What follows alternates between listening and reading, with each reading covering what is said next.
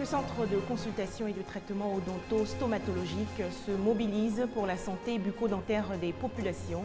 Il organise une séance gratuite de dépistage. Toujours en Côte d'Ivoire, le ministère de l'Enseignement supérieur et de la Recherche scientifique met fin à l'opération de préinscription en ligne des nouveaux bacheliers. Enfin, la Colombie, préoccupée par la sécheresse, cette catastrophe naturelle menace le département des Andes. Bonsoir à tous et merci à tous ceux qui nous suivent sur RTI2. Alassane Ouattara reconduit son équipe gouvernementale. Le président de la République l'a annoncé aujourd'hui lors du Conseil des ministres. À noter que c'est la toute première réunion gouvernementale après sa réélection à la tête de la magistrature suprême. Le chef de l'État ivoirien a également félicité ses collaborateurs pour le travail effectué lors de son premier mandat avec peu de moyens. Le centre de consultation et de traitement odonto-stomatologique entend donner un nouvel élan à la prévention bucco-dentaire des populations de Côte d'Ivoire. Cet établissement sanitaire a organisé récemment une séance gratuite de dépistage bucco-dentaire et une campagne de sensibilisation. Deux activités en marge de sa journée porte ouverte. Autre actualité, les pays d'Afrique francophone veulent améliorer la gestion de leurs finances publiques. Les ministres en charge de ce secteur se sont donc réunis du 28 au 30 octobre dernier à Dakar, au Sénégal. Les différents participants ont fait l'état des lieux des progrès accomplis dans la réforme de l'administration financière. Les explications de Jean-Jacques Kwame Alla. À quoi servirait la croissance économique que connaissent les pays africains ces dernières années si les ressources financières qui en découlent font l'objet d'une mauvaise gestion? C'est la problématique qui a réuni à Dakar, au Sénégal, 17 pays africains francophones. 3 jours durant, décideurs politiques, partenaires au développement et experts ont planché sur une utilisation efficace et efficiente des finances publiques par les États. Aujourd'hui, autant la mobilisation des ressources publiques pour le développement constitue un défi majeur, autant l'utilisation optimale de ces ressources rares appelle plus d'efficacité de la part des pouvoirs publics. La transparence et la reddition des comptes étant désormais les maîtres mots de la nouvelle gouvernance économique et financière. Si les gouvernants ont conscience de l'urgence, il leur faut cependant une denrée essentielle, à savoir une information financière de qualité. D'où le rôle prépondérant des professionnels comptables dans la conduite de réformes visant à améliorer la gestion des finances publiques qui donnerait lieu, entre autres, à une augmentation de l'emploi et une meilleure promotion de la lutte contre la pauvreté. La principale propriété des états financiers de l'État est de garantir la transparence de l'action publique pour toutes les parties prenantes, et cela se traduit par des états financiers lisibles suivant les normes comptables usuellement comprises, à l'instar des IPSAS qui sont conçus par la profession comptable mondiale, c'est-à-dire l'IFAC. Sur la base de cette convergence de vues, les participants à la rencontre de Dakar ont lancé un appel à l'action pour l'application effective des réformes engagées en matière de gestion des finances publiques dans les pays francophones d'Afrique. Le ministère de l'Enseignement supérieur et de la Recherche scientifique a mis fin aujourd'hui à l'opération de choix de propositions d'orientation pour les nouveaux bacheliers de l'année académique 2015-2016. Ce processus gratuit depuis 2014 permet aux 81 594 nouveaux bacheliers de choisir leur filière universitaire via une plateforme Internet. C'est un reportage de Franck Quadio. Orientation de bachelier 2015, université publique et grande école privée. En un clic, Karel Jules Bachelière vient de faire ses propositions d'orientation. Le temps de tirer l'affiche, c'est la satisfaction. Je suis satisfaite, je suis heureuse, je suis contente. Un jour de plus et la jeune fille ne serait pas étudiante cette année. Lancée le 13 octobre dernier, cette opération de proposition d'orientation a pris fin ce mercredi 4 novembre. Satisfaction pour la tutelle, le ministère de l'Enseignement supérieur et de la Recherche scientifique. Ils étaient 81 594 nouveaux bacheliers concernés. Tous ne seront pas forcément orientés selon la filière de leur choix. il y a des capacités de la personne, c'est attesté par les résultats. Et c'est sur cette base des résultats, avec les critères que les universités et grandes écoles donnent pour chaque filière, qu'on oriente les personnes. Moi, par exemple, je peux dire à mon père que je vais être pilote d'avion. Et puis, je suis en A1. Ça ne peut pas marcher.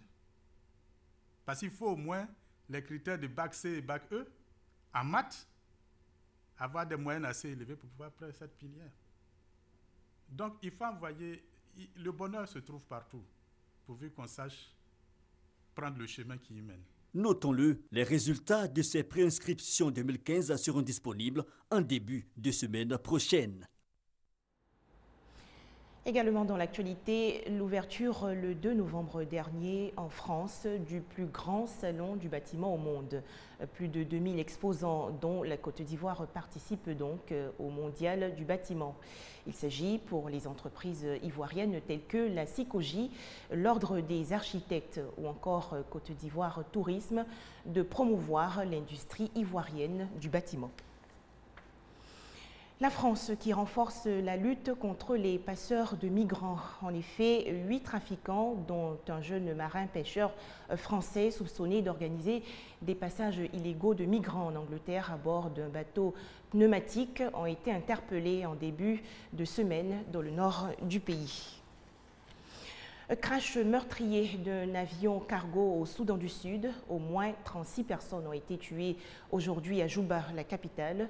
L'appareil de fabrication russe s'est écrasé au décollage sur une zone de hameau agricole. L'État islamique revendique aujourd'hui une attaque suicide dans le Sinaï en Égypte. Un kamikaze s'est fait exploser devant un club de police. Bilan, au moins 6 morts. Attaque survenue 4 jours après le crash d'un avion russe déjà revendiqué par les djihadistes. Alerte en Colombie, la sécheresse provoquée par le phénomène climatique El Niño préoccupe les caféiculteurs des Andes. La raison, ce département constitue le berceau de l'un des meilleurs cafés du monde. Ces caféiers donnent d'habitude les meilleurs grains de Colombie. Mais cette année, Raoul et les autres exploitants de la région de Nariño sont très inquiets pour leur culture. Les plantes ont pourtant fleuri et pourraient donner des grains très savoureux s'il pleuvait. On est sur le point de perdre la récolte de café. On va la perdre. Tous les agriculteurs sont désespérés. On est tous complètement désespérés. C'est le phénomène climatique El Niño qui menace la production. Il réchauffe les eaux de l'océan Pacifique et entraîne une diminution des pluies. Le déficit des précipitations atteint 60% dans cette région. Selon des experts, cette sécheresse serait aggravée cette année par le changement climatique et le pire serait encore à venir. Avant, il y avait des étés, mais ils n'étaient pas très longs. Maintenant, ils sont très longs. Ça fait déjà 6 mois que c'est l'été et ils prévoient 5 mois de plus. Ça va tuer les agriculteurs. Dans ce département des Andes colombiennes, les exploitations sont artisanales et les caféiculteurs se chargent de toutes les étapes de la production. Ils peinent parfois à récupérer ce qu'ils ont investi et sont de moins en moins nombreux à choisir cette culture. Beaucoup d'émotions en Italie. Le pays commémore en effet le 40e anniversaire de l'assassinat du célèbre cinéaste, écrivain et poète Pier Paolo Pasolini. Une mort encore entourée de mystères. C'est ici, près de la plage d'Ostie, à Rome, que Pier Paolo Pasolini a été assassiné le 2 novembre 1975. Longtemps à l'abandon, ce terrain vague est devenu en 2005 un parc à la mémoire d'un des plus célèbres cinéastes, écrivains et poètes italiens du XXe siècle. Une des dernières personnes à l'avoir vu en vie, c'est Giuseppina Sardegna, propriétaire du restaurant dans lequel Pasolini avait ses habitudes. Mon mari est venu me dire « Giuseppina, peux-tu préparer des spaghettis à l'ail et l'huile ?» Comment ça, il est déjà tard, il y a encore des gens qui veulent manger ? C'est Pasolini, m'a-t-il dit, on ne peut pas lui dire non. On prépare les spaghettis, on les lui amène. Il était à cette table, Pasolini s'est assis de ce côté, et en face, il y avait un jeune qui s'appelait Pelosi. Pino Pelozzi, qui avait 17 ans à l'époque, sera arrêté quelques minutes après la mort de Pasolini au volant de la voiture du réalisateur, puis condamné à 9 ans et 7 mois de prison pour son meurtre. Le cinéaste aurait cherché un rapport sexuel que le jeune homme aurait refusé. Une homosexualité affichée et un discours anticonformiste qui ont fait de Pasolini un personnage dérangeant pour une grande partie de la société italienne d'après-guerre. Mais aujourd'hui, l'Italie redécouvre Pasolini. Cette pièce de théâtre chantée est l'un des nombreux événements organisés ces derniers jours par le gouvernement pour rendre hommage au réalisateur. 40 ans après, le souvenir est encore grand et le message est en train d'arriver aux jeunes générations. Et moi, en tant que ministre de la Culture, je dois demander en quelque sorte pardon, pas pour moi, mais pour mes prédécesseurs, pour les institutions qui n'ont pas compris Pasolini et qui l'ont même parfois mis à l'écart.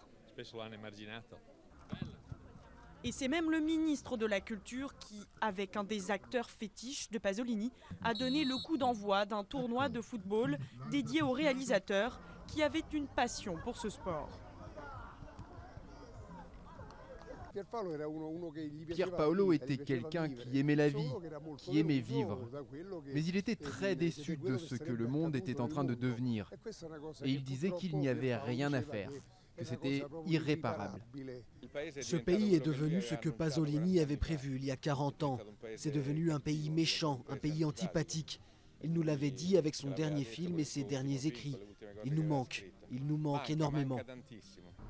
Et 40 ans après, beaucoup se demandent encore si sur cette plage d'Ostie, c'est le jeune Pelozzi, le seul auteur de l'assassinat de Pasolini.